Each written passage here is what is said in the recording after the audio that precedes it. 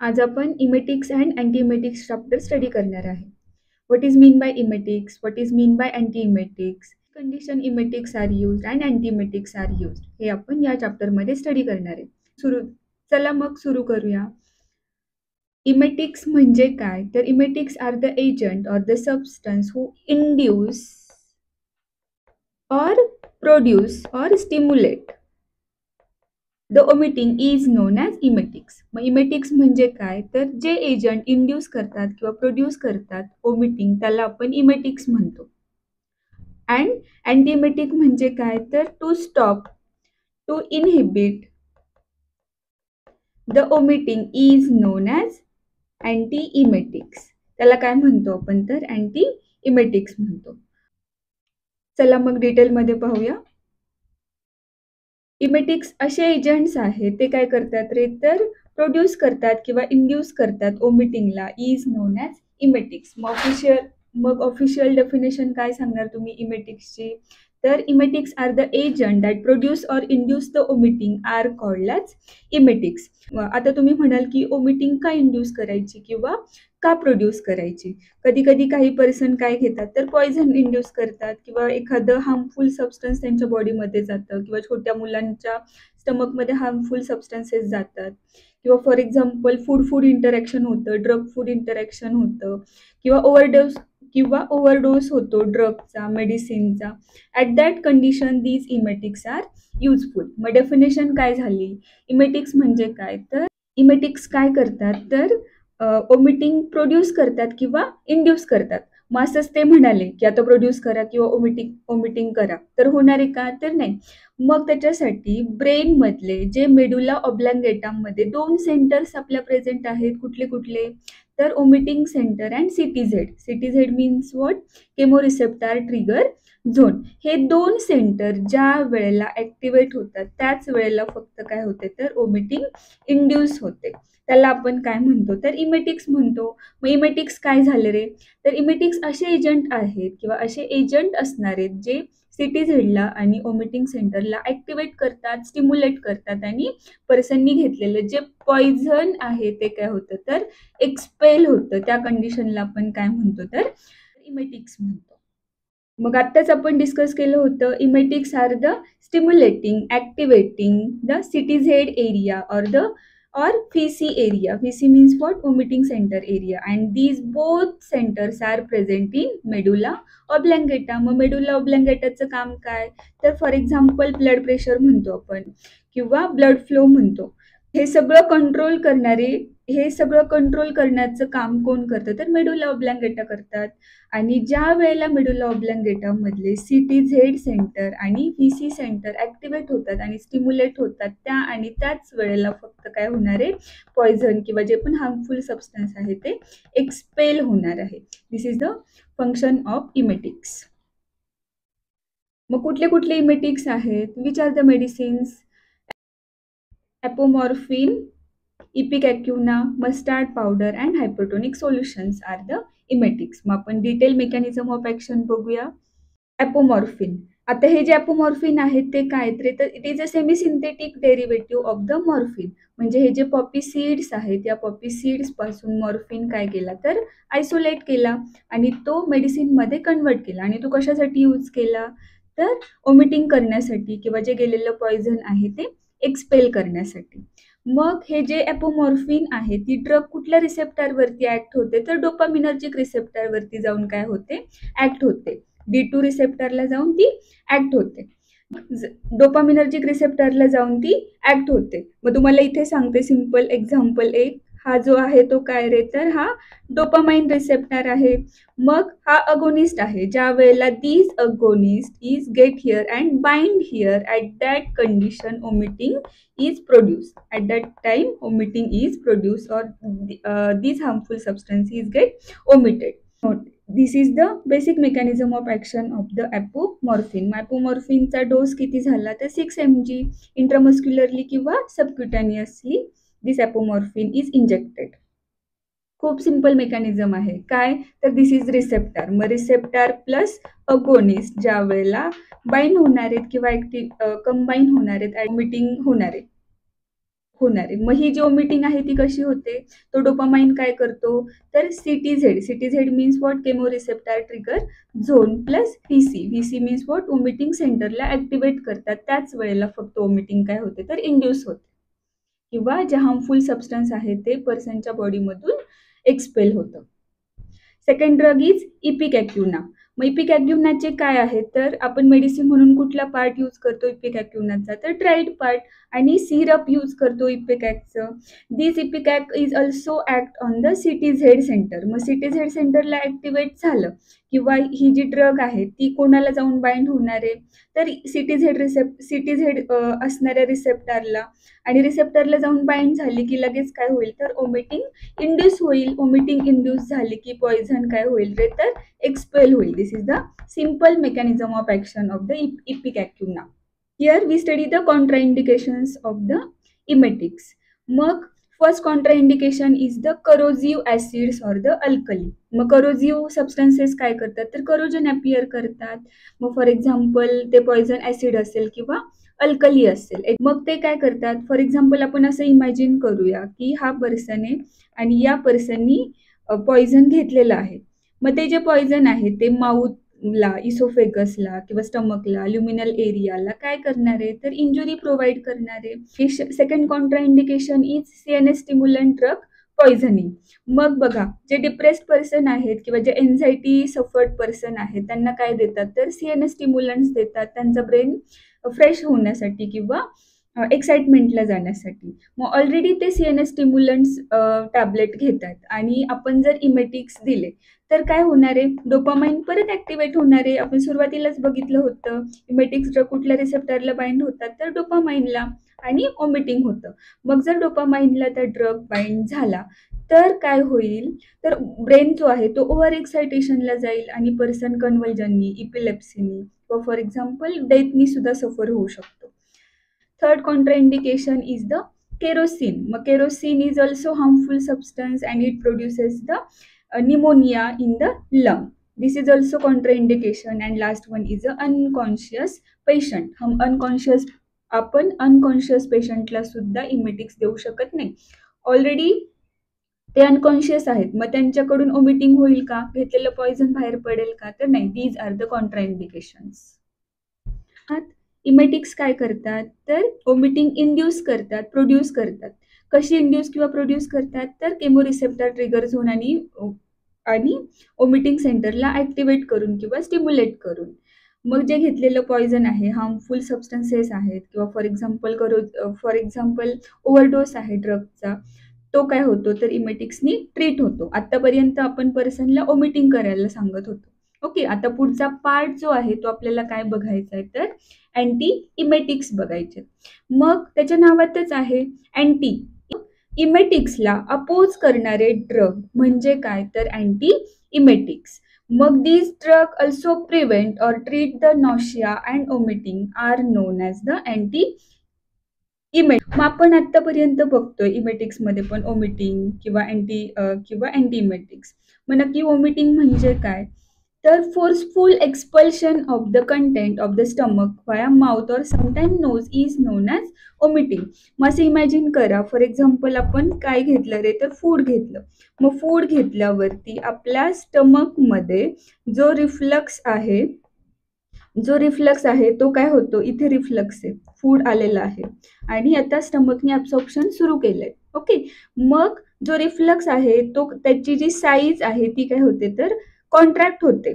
मग person already सफर झालाय ओमिटिंगनी, मग ही जी रिफ्लक्सची साईज आहे ती काय झाली, तर रिलॅक्स झाली आणि हे जे फूड होतं ते काय झालं, तर एक्सपेल झालं. त्याला आपण काय म्हणतो, तर ओमिटिंग म्हणतो. काय म्हणतो, ओमिटिंग म्हणतो. मग आता ही ओमिटिंग का होते, which are the causes of omitting. किंवा कधी कधी बघा, आपण समुद्रात आहे आणि आजूबाजूला सगळं पाणी आहे, आपण शिपमध्ये आहे आणि आजूबाजूला सगळं पाणी आहे. किंवा कधी आपण रोडवरती खूप मोठा ऍक्सिडेंट पाहिला किंवा आपण ट्रॅव्हल करतोय, ट्रॅव्हलमध्ये पण नॉशिया वॉमिटिंग होतं. किंवा आपण हिल्सवरती आहे किंवा ब्लड फोबिया असतो काही लोकांना. These factor produces the vomiting. आणि ओमिटिंग म्हणजे काय, तर forceful expulsion of the content of the stomach via mouth और sometime nose is known as vomiting. मग हे रिफ्लक्स लक्षात ठेवा.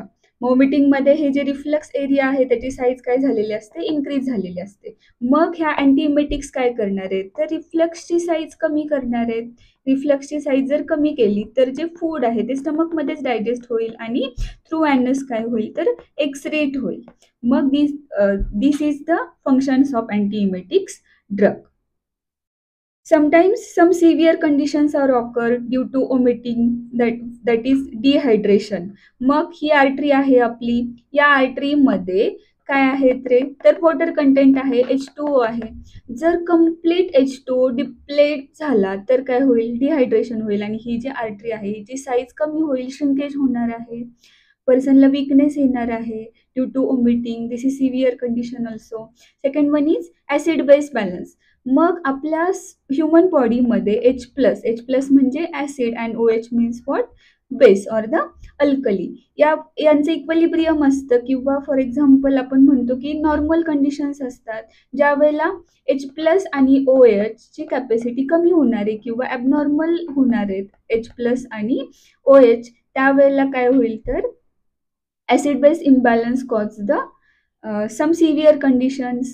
Third one is a electrolyte depletion. मग हीच आर्टरीज आपण बघूया परत एकदा. आर्टरीमध्ये सोडियम आहे, कॅल्शियम आहे आपल्या सगळ्यांच्या, मॅग्नेशियम आहे, फॉर एक्झाम्पल पोटॅशियम आहे. त्याच्यामुळे आपण नॉर्मली सगळ्या फिजिओलॉजिकल ऍक्टिव्हिटी करतो. पण एखादा पर्सन सफर होतोय ओमिटिंगनी, त्यावेळेला सोडियमची, कॅल्शियमची, मॅग्नेशियमची कॅपॅसिटी कमी होणार आहे आणि ती आर्टरी काय होईल रे, तर श्रिंक होईल. And last one is the pneumonia. These are the severe conditions of the omitting. Here we study the causes of omitting. मग तुम्हाला मी बेसिक रिझन सांगितले होते काय, तर आपण ट्रॅव्हल करतोय त्याच्यामुळे नॉशिया ओमिटिंग होते, किंवा फॉर एक्झाम्पल आपण इन बिटवीन सी आहे आणि आउटसाइड सगळं पाणी आहे, at that conditions omitting is also induce. किंवा आपण रोड ॲक्सिडेंट पाहिला किंवा कशाचा तरी खूप स्मेल आला, this condition produces the vomiting. पण आपण हे सगळं पाहतो, these are the external causes. ब्रेनमध्ये काहीतरी चेंजेस होत असतील आणि मग ओमिटिंग होतं. मग ते ब्रेनमध्ये होणारे चेंजेस आपण पाहूया. मग काय, तर higher cortical center stimulation, CNS. म्हणजे आपण आपल्या ब्रेनमध्ये 2 सिस्टीम्स आहेत, कुठल्या कुठल्या, CNS आणि PNS. CNS means what, central nervous system, and PNS means what, peripheral nervous system. त्याच्यामध्ये सेंट्रल कॉर्टिकल ज्या वेळेला कॉर्टिकल सेंटर्सचं स्टिम्युलेशन होतं त्यावेळेला ओमिटिंग इंड्यूस होते. This is the first cause. Second cause बघूया, disturbances of the vestibular system. मग vestibular area कुठे present आहे आपला, तर इनर इयरमध्ये. कुठे प्रेझेंट आहे, इनर इयरमध्ये. किंवा सिंपल आहे, कधी कधी मायग्रेनमध्ये पण काय होतं, तर खूप स्टमक पेन, हेडॅक आणि वॉमिटिंग होतं. मग हा जो मायग्रेन आहे, this migraine also produces the vomiting. Vestibular area is present in our inner ear, लक्षात ठेवा MCQ साठी. Next, peripheral area via sensory nerve. मग स्मेल आलाय, मग सेन्सरी नर्व लगेच काय करणार आहे, तर मेसेज पाठवणार आहेत, इम्पल्स जनरेट करणार आहे. This is last one is a chemoreceptor trigger zone stimulation. मी आतापर्यंत म्हणतेय CTZ म्हणजे काय, केमोरिसेप्टर ट्रिगर झोन. ज्या वेळेला हा CTZ एरिया ब्रेन मधला ऍक्टिव्हेट होणार आहे त्यावेळेला काय होतं, तर ओमिटिंग होतं. आपण घेतलेलं जे फूड आहे ते माउथ मधून किंवा नोज मधून एक्सपेल होतं, एक्सक्रीट होतं. This condition is known as vomiting. Here we study the classification of antiemetics drug. मग किती क्लासेस आहेत अँटीइमेटिक्स ड्रगचे, तर there are 6 classes of antiemetic drug. First class is a anticholinergic drug. Second class is H1 antihistamine, neuroleptics, prokinetic drug, 5-HT3 antagonist, and last one is the adjuvant antiemetics. खूप simple classification आणि mechanism of action आहे. मग अँटीकोलिनर्जिकचे example कुठले, तर hyoscine आणि डायसायक्लोमाइन. मग तुम्हाला इथे सिंपल मेकॅनिझम ऑफ ऍक्शन सांगते. आपल्याला माहिती आहे कोलिनर्जिक रिसेप्टर्स कुठले कुठले आहेत रे, तर मस्कॅरिनिक म्हणतो आपण त्यांना. Muscarinic receptor is the cholinergic receptor. मग ह्या ज्या ड्रग आहेत हायोसिन किंवा डायसायक्लोमाइन, त्या कुठल्या रिसेप्टरला बाइंड करतात, तर ACH ला. Second, H1 अँटीहिस्टामिनिक्सचे example promethazine, diphenhydramine आणि dimenhydrinate. Third class is neuroleptics. Example is chlorpromazine, prochlorperazine, and haloperidol. Prokinetic drug example metoclopramide, domperidone, cipride, आणि mozapride. 5-HT3 antagonist metron, granisetron, and the ramosetron. Adjuvant antiemetics dexamethasone, benzodiazepine, and the dronabinol are the examples of adjuvant antiemetics. आपण emetics मध्ये काय study केलं होतं तर this is the receptor. This is the receptor. This is dopamine receptor and this is agonist. When this agonist is bind to this receptor at that time omitting produce or the food expel. मग अँटीमेटिक्स काय करत असतील रे तर ही अगोनिस्टची जी activity आहे तीच complete prohibit करतात किंवा stop करतात. मग आपण आता डिटेल मेकॅनिझम ऑफ ऍक्शन पाहूया. First class is anticholinergic drug. Example is hyoscine and dicyclomine. मग हायोसिन काय करतात तर it crosses the blood brain barrier and it shows the anti emetic effect. It also blocks the central acetyl choline receptor. मग तुम्हाला इथे diagram मध्ये mechanism सांगते मी. This is ACH receptor. This is ACH receptor. This is agonist. हा जो agonist आहे तो काय करतो ACH रिसेप्टरला येऊन बाइंड होतो आणि काय प्रोड्यूस होते तर ओमिटिंग प्रोड्यूस होते. आले लक्षात. मग असं इमॅजिन करा की under with the prescription of doctor तुम्ही त्या पेशंटला कुठली ड्रग दिली हायोसिन दिली. मग हायोसिन काय करणार आहे ही जी अगोनिस्ट बाइंडिंगची जी ऍक्शन होती किंवा ऍक्टिव्हिटी होती ती काय करते तर अँटागोनाइज करते. अँटागोनाइज करते म्हणजे काय तर स्टॉप करते किंवा इनहिबिट करते किंवा इनहिबिट केली. मग जर हा जो अगोनिस्ट आहे त्याची ऍक्टिव्हिटी कम्प्लीट स्टॉप केली किंवा इनहिबिट केली तर ओमिटिंग होणार आहे का नाही होणार आहे. This is the simple mechanism of the hyoscine and dicyclomine. अजून सेकंड पार्ट कुठला मेकॅनिझमचा. This is the first part. Second part कुठला मेकॅनिझमचा तर आपण फूड घेतलं ठीक आहे. मग फूड घेतल्यानंतर हा जो स्पिंक्चर आहे त्याची साईज काय होते तर कमी होते. मग ही साईज ज्या वेळेला जास्त होते त्यावेळेला फूड बाहेर येतं किंवा ओमिटिंग होतं. मग ह्या ड्रग काय करतात तर ह्या स्पिंक्चरची जी साईज आहे ती कमी करते आणि स्टमक मध्ये फूड डायजेस्ट होतं आणि थ्रू ॲनस काय होतं तर एक्सक्रीट होतं. This is the mechanism of action of the hyoscine and dicyclomine. किंवा for example it also reduces the peripheral reductions of the salivary and gastric secretion and it also shows the antispasmodic activity. Cholinergic receptor is present in the afferent fiber of the gastrointestinal tract and the NTS and the vagus nerve. मग यांनी काय केलं तर signal send केले through GIT, through NTS and through dorsal motor नर्वनी signal send केले आणि vomiting केलं. आणि कोलिनर्जिक रिसेप्टरनी ही जी अगोनिस्ट बाइंडिंग होती तीच कम्प्लीट काय केली तर प्रोहिबिट केली किंवा स्टॉप केली. आणि ओमिटिंग काय झालं त्या पर्सनचं तर त्याला रिलीफ मिळाला ओमिटिंग पासून. मग ॲडवर्स ड्रग रिॲक्शन बघूया आपण हायोसिनचे डायसायक्लोमाइनचे. Dry mouth, blood vision, dry conjunctivitis, constipation and urine retention, confusion, dryness and the sedation. Sedation म्हणजे काय this drug induces the induce the sleep. Sedation म्हणजे काय तर झोप येणे. कधी कधी आपण ड्रायव्हिंग करतोय समजा कधी डॉक्टर सांगतात पहा की टॅबलेट घेऊन ड्रायव्हिंग करू नका. का रे because some drug produces the sedation और some drug produces the sleep. This आपण कधीही ओमिटिंगने आपण सफर होतोय आणि सफर झाल्यानंतर आपण टॅबलेट घेतल्यानंतर कधीही ड्राईव्ह करायची नाही. कधीही कार ड्राईव्ह करायची नाही. Why? Because this produces the sedation. Second class is H1 antihistaminics and the example is promethazine, diphenhydramine and the doxylamine. मग त्याच्या नावातच आहे बघा काय केलं रे त्यांनी तर H1 रिसेप्टरला अँटी म्हणजे H1 हिस्टामाइनला त्यांनी काय केलं तर अँटागोनाइज केलं.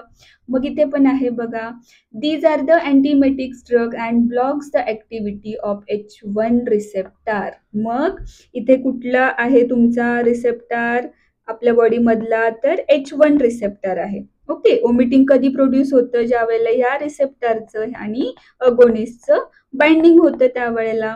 मग हा जो H1 अँटीहिस्टामिनिक्स आहे किंवा प्रोमिथाझाईन ड्रग आहे त्या अगोनिस्टची बाइंडिंग ऍक्टिव्हिटी होऊ देईल का? तर नाही.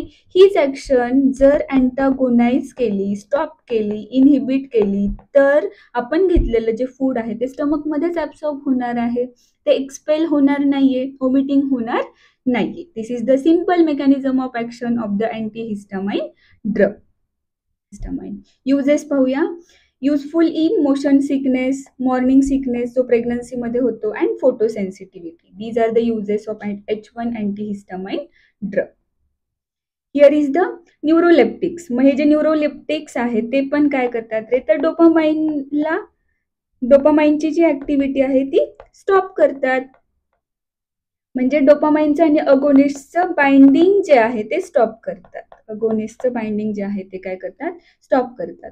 दिस and neuroleptics drug is known as a potent anti emetics. Potent म्हणजे काय, तर युजफुल आहेत किंवा जास्त फार्मिकोलॉजिकल ऍक्शन्स दाखवतात, म्हणून त्यांना आपण काय म्हणतो, तर पोटंट अँटी इमेटिक्स ड्रग म्हणतो. It act by blocking D2 receptor. मग दिस इज ऑल्सो आपण इमेटिक्समध्ये बघितलं होतं, कुठलं रिसेप्टर ऍक्टिव्हेट होत होता रे, D2 रिसेप्टर, आणि घेतलेलं पॉइझन बाहेर होत होतं. आता इथे सेम आपल्याला अपोजिट ऍक्शन सांगायची आहे. This is the dopamine receptor, this is the agonist. मग हा अगोनिस्ट इथे बाइंड होतो त्यावेळेला ओमिटिंग होतं. मग तुम्ही त्या पर्सनला न्यूरोलेप्टिक्स फॉर एक्झाम्पल क्लोरप्रोमॅझाईन दिली तर तो काय करणार आहे, ही जी बाइंडिंगची ऍक्शन आहे किंवा बाइंडिंग ऍक्टिव्हिटी आहे ती काय करणार आहे, तर अँटागोनाइज करणार आहे. आणि अँटागोनाइज केली की पर्सनला ओमिटिंग होणार नाही किंवा उलटी होणार नाही. This drug also used in apomorphine induced vomiting. Next class is prokinetic drug. Example is metclopride, domperidone, cisapride, and the mozapride. Mechanism: it also blocks the activity of dopaminergic and serotonergic receptor. म्हणजे serotonergic रिसेप्टरला आणि डोपामाइनची जी agonist binding activity होती ती काय केली, प्रोकायनेटिक ड्रगनी stop केली. आणि stop केली की ओमिटिंग पण काय होणार आहे, तर स्टॉप होणार आहे आणि त्या पर्सनला रिलीफ मिळणार आहे. Adverse drug reactions: sedation, dizziness, loose stools, and the muscle dystonia. Muscle dystonia म्हणजे काय, तर कॉन्ट्रॅक्शन ऑफ मसल. किंवा फॉर एक्झाम्पल आपण असं म्हणूया की एखादा पर्सन मसल डिस्टोनियानी सफर होतोय, मग त्याचा जो शेप आहे किंवा त्याचं जे पोश्चर आहे ते कसं होतं, तर ॲबनॉर्मल होतं. कसं होतं, abnormal posture is known as muscle dystonia. हे जे सगळे टर्मिनॉलॉजीज आहे ते तुम्हाला इंटरव्ह्यूला किंवा फॉर एक्झाम्पल तुमच्या कॉम्पिटेटिव्ह एक्झामला विचारणार आहेत, तर व्यवस्थित लक्षात ठेवा. Next class is 5-HT3 antagonist, and the example is ondansetron and the granisetron. Setron suffix. It also, मग हे काय करतात, ह्याच्या नावातच आहे बघा. HT म्हणजे काय, तर HT म्हणजे काय, हिस्टामाइन. मग या ड्रगनी काय केलं असेल, तर हिस्टामाइनची अगोनिस्ट बाइंडिंग ऍक्टिव्हिटी स्टॉप केली आणि ओमिटिंग पण काय झालं, तर स्टॉप झालं. मग बघूया. It blocks the depolarizing action of 5-HT through 5-HT3 receptor on the vagal afferent, on the GIT and CTZ. CTZ means what? Chemoreceptor trigger zone. Thank you. जर तुम्हाला व्हिडिओ आवडला असेल तर नक्की लाईक, शेअर आणि सबस्क्राईब करा.